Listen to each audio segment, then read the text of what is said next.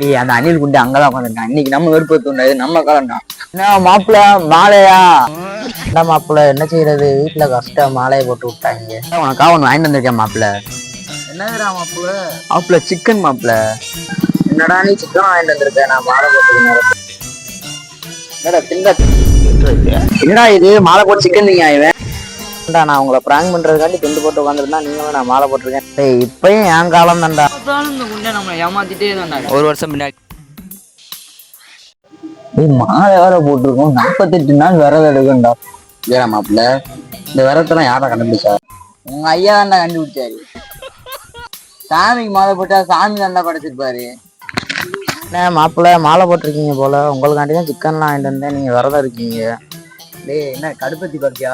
இந்தாடா மாப்பிள்ள ஒரு பீஸ் சாப்பிட்றா. இந்தாடா நீ ஒரு பீஸ் சாப்பிட்றா. சாப்பிடுங்களா, எல்லாத்தையும் எனக்கு வயிறு வலிக்கும்டா.